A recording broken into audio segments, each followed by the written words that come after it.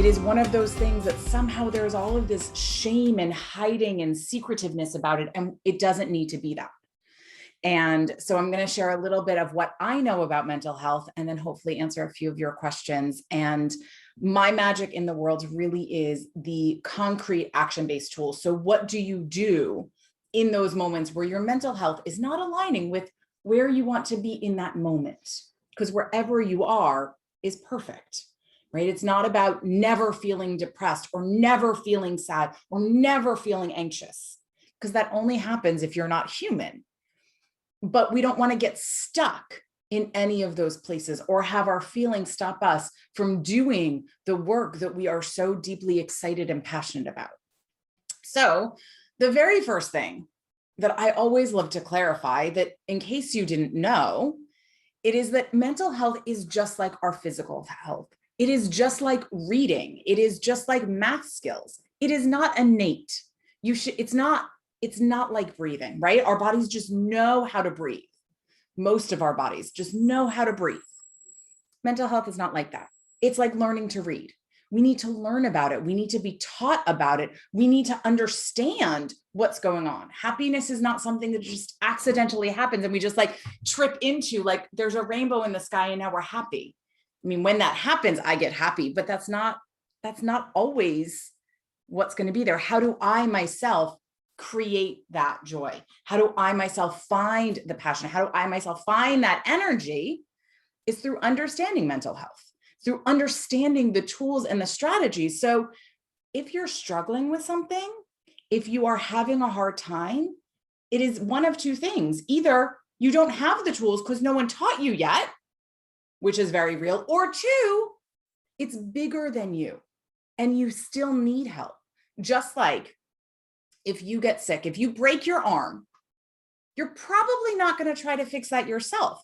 You're going to go to a doctor. You're going to go to an expert that knows how to change that. Yet when we struggle with our mental health, we think we have to do it ourselves. And the truth is, just like you would go to a doctor to get your arm splinted or casted and taken care of, and then once the bones heal, you then would go to physical therapy, right? Breaking a bone is this journey. Mental health is the same way. If there is a breakdown, if there is a problem, if there is an illness in your mental well-being, you need to go to a doctor or a specialist or a person outside of yourself that can help you get that cast on, that can help you then go through the physical therapy, so to speak, afterwards, so that you can get back to a place where you can function and be the person you know that you are and you know that you can be. But it's not just innate automatic knowledge in you. It is something that you need to learn about. So let's learn about it. Okay, so once we understand that we have to learn, we then also have to recognize that it is always changing.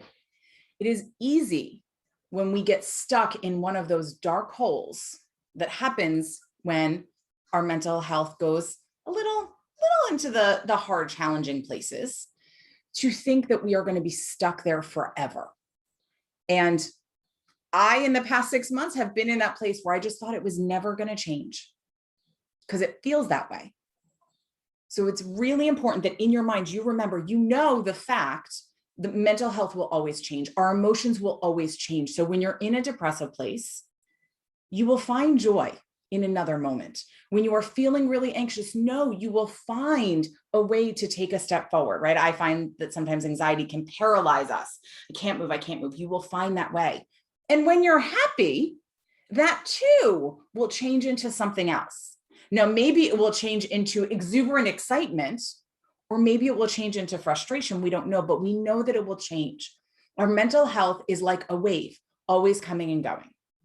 So with that, I want to do a quick exercise with you just to show A, that it is always changing, and B, that you are not alone. Because one of the best tools, one of the most helpful tools in our mental health journey is to remember that we are not alone, right? It's why Nadia is so inspiring, because all of us look at people who have accomplished what she has accomplished, doing amazing things in the world, and we think she must be clear all the time. She must be productive all the time. She must feel great all the time. And Nadia just pointed out to us, no, sometimes I struggle and I am productive. So I'm going to say a few sentences. And if you can relate, you're just going to put a 1 in the chat. That 1 will let me know that I am not the only one who has had this experience, but you will also be able to see all of the other people that are there. And 2, it will also give you a space to say out loud, I've experienced this. And that in and of itself, recognizing where you are is liberating and powerful. So in the past 6 months, I have felt depressed. Now, I know that I have. I live in New York City by myself. And this winter, when it was snowing outside, it would be beautiful. But then the days after, when it was like 19 degrees outside and I was alone for days and days and days, I couldn't find my happiness. I was just feeling really depressed. And I am not alone. Let's try another one. In the past 6 months, I have felt anxious. Now, I know for me, there are a few different things that have brought in that anxiety. One is hearing the helicopters outside of my apartment at night and not knowing what is happening in my city. Sometimes it is also when I have to do something or I want to do something that feels big and important and I can't figure out how to do it. I'll get really anxious because I'll feel like I'm not doing what I'm here to do. And I'm not alone with that either. 3, in the past 6 months, I have felt overwhelmed. And sometimes that is overwhelmed by the amount of information I am taking in. Sometimes I feel overwhelmed for the world and all that we are going through right now. Sometimes I am overwhelmed for a friend's heartache. And sometimes I am overwhelmed by not knowing what the next step is because there are just so many choices some days that I just can't figure out what to eat for dinner. And I feel overwhelmed when I open my fridge. Grateful that I have all sorts of food in my fridge, but overwhelmed by all of that. Okay. And I am not alone. In the past 6 months, I have felt lonely. Put a 1 in the chat if you have felt lonely. Now, I am grateful for Zoom and the internet and all of the connections I have been able to maintain, but I am a huge extrovert. And as much as I love that we can talk around the world right now and have this conversation, I really wish we were in a room together and I could hug you at the end of it. I really miss hugging people. I really miss seeing family. I really miss going to dinner with friends, a big group of people. And it has been about a year. And 2 months ago, my dad hugged me, but it had been a year since my father had given me a hug. And even though I'm a 40-plus-year-old woman, I still just knew that the world was not right. And it made me feel really lonely that he was scared to hug me. Okay, one more. In the past 6 months, I have felt joy. I have felt happiness. And I will tell you that I have felt some of the biggest joys, like when my dad gave me that hug, when it was warm enough to go put my feet in the grass at Prospect Park, or when I do things like this and I get to see the impact that we together have when we come to a place and join and talk honestly about what's going on. There has been so much joy. And thank you for the hug, Eleanor. So 2 things about this exercise, and I'm just going to wipe my eyes really well now because we're done with that part for the moment, is that we have felt a range of emotions. And yes, I focused on the ones that are harder because those are the harder ones to admit and talk through. But there's also been good. And sometimes when the good is right up against the hard ones, it feels confusing. And I just want to clarify, it is confusing and it's weird. I do grief work and I work with communities after there's been a death by suicide, and you go in and you talk to families and you talk to kids and you talk to people, and some of them you sit and laugh and then you see their face go, oh my gosh, someone I love dearly just died and I'm laughing, and they were struggling and I'm laughing. And I say, yes, you're laughing because life is good even when it's hard. Life is good even when there's tragedy. And so allow yourself wherever you are for it to be okay and change it. The other thing you may have noticed is that I kept saying, I have felt, not I am, or I was, because I am not depression. I am not anxiety. I am not loneliness. I feel it. It is something that is part of my system. You are not how you feel. You are so much more and bigger and amazing and complex and special than that. You are magical. And so like Sammy said in the beginning, which Sammy, I loved when you said, I remind myself that I am loved. I would tell my younger self that I am loved because you are. And so you might feel depressed, or you might feel anxiety, or you might feel lonely, but you are loved and you are magic and you are change. And if you can remember that and remember that it will change, then your mental health will change, because that's what it does. It's like a wave, comes and goes. So the final thing I want to make sure before we do questions is you need some tools. What are you going to do so that you can find all that you want in this life? Not to avoid or negate, but to move through, because that's how we navigate everything. We move through it. And so there are a few things. One is when you are in a good place, when you are happy, put these tools in place, because it is easier to enact exercises when we are feeling good about ourselves, right? If you want to run a marathon, you don't get up the day before and go, okay, I'm going to practice today and then run the marathon the next day.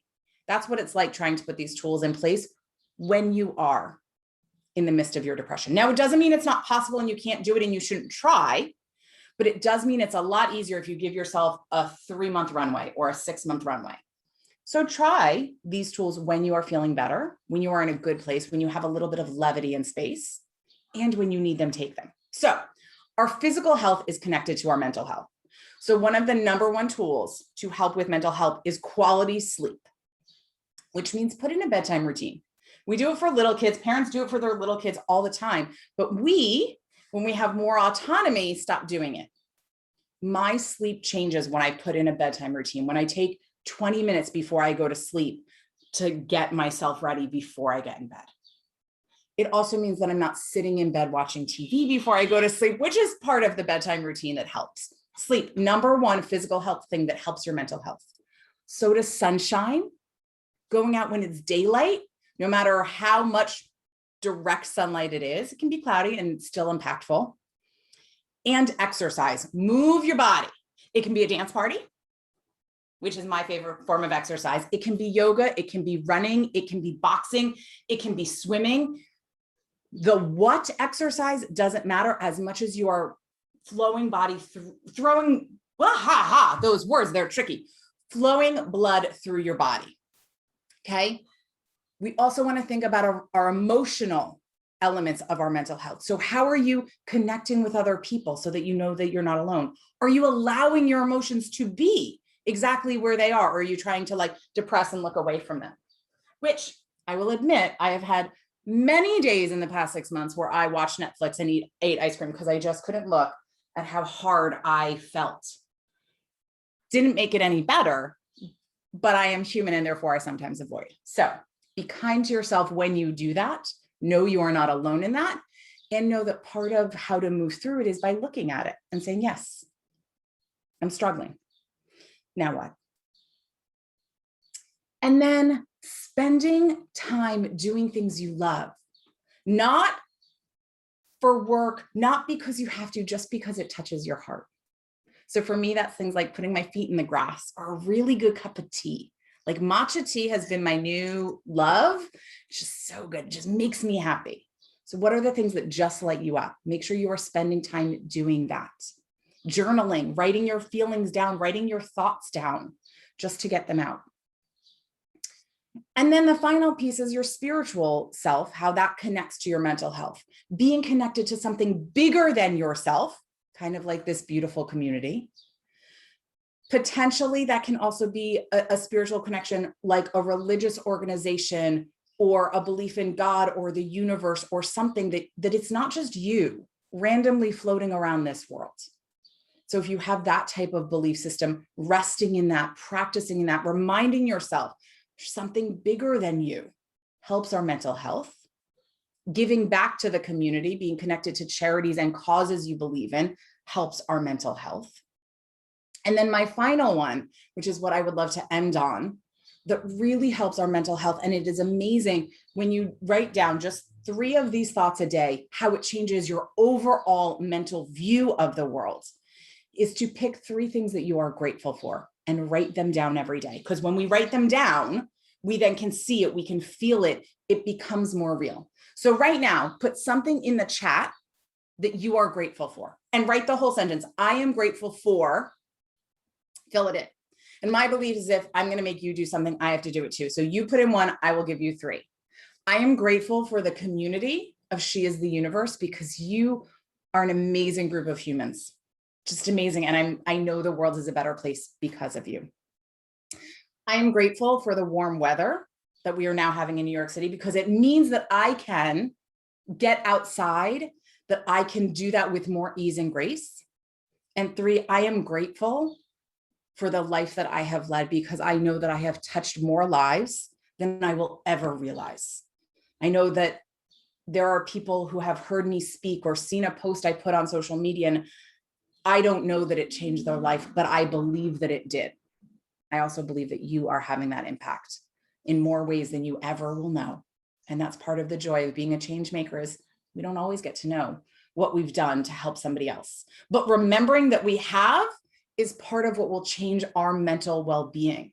Our mental health will be better if we can say, I wonder when I posted all behavior can change, because I believe that, who read that and what that then meant for their family or for themselves, where they then went. And I can make up stories about that.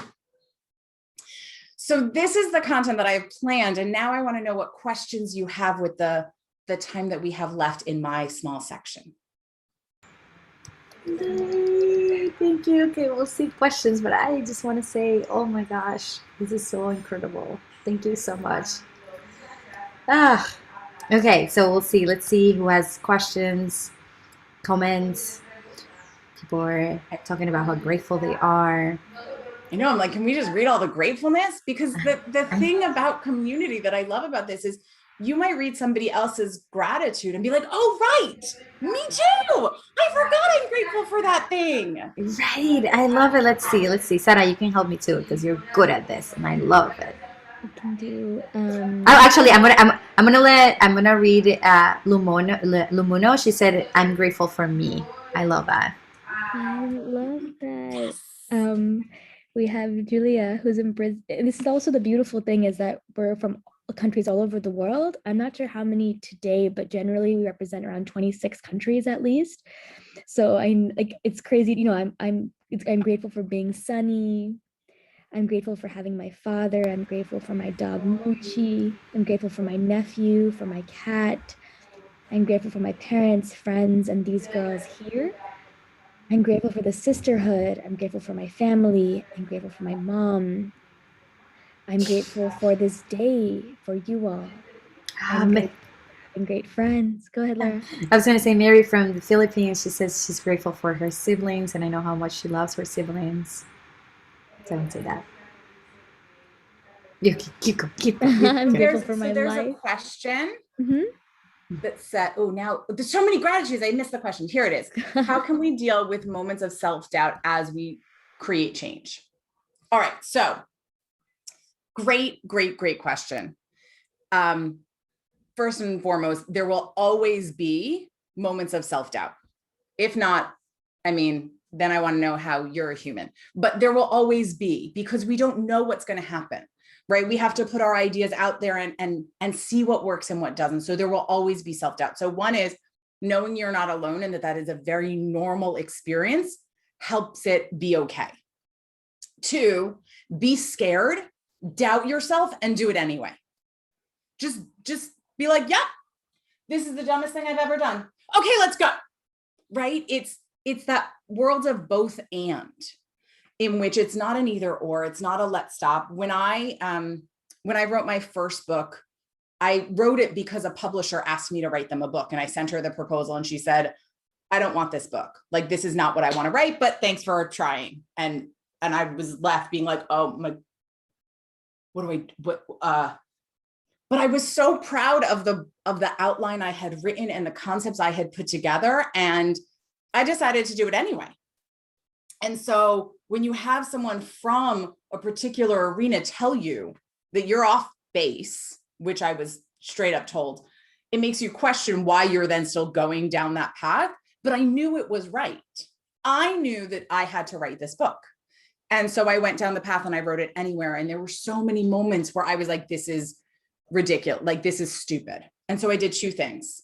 One is I reached out to other people in the field, other colleagues, and I said, is this a book that you believe is needed? And everybody I asked said yes. And maybe a handful of them, like when I would call my mom and ask her, said yes because they loved me. But many of them said yes, having nothing to do with me personally, but because the concept was actually needed. So that's one.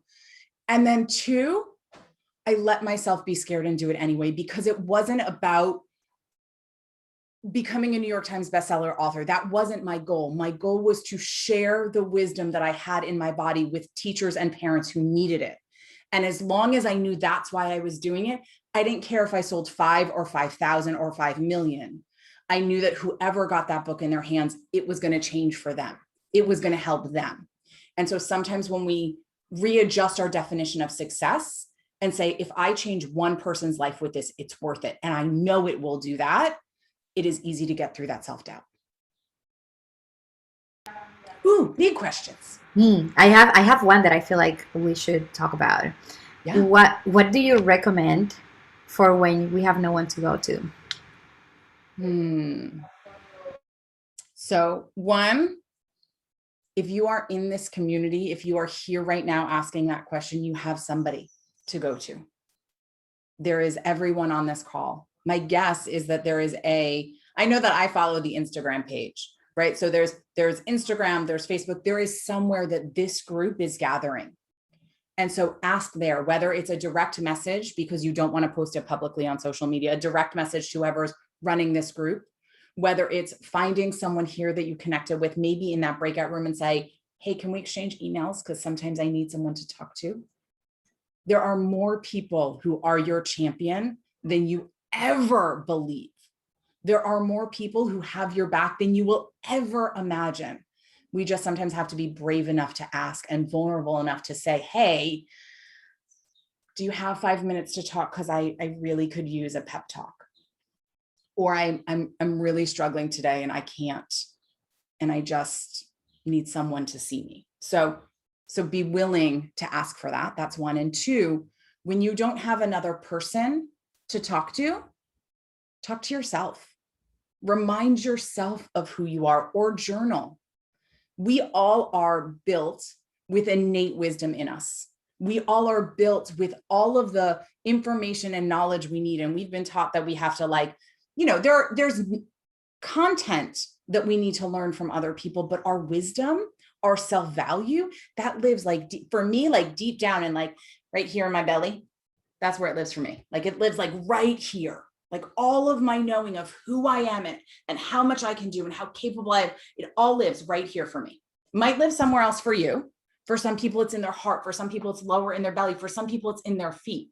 But there is somewhere in you that when I feel lost or scared, I put my hands there and it reminds me that I am magic, that I am loved, that I am powerful, that I have things to do here.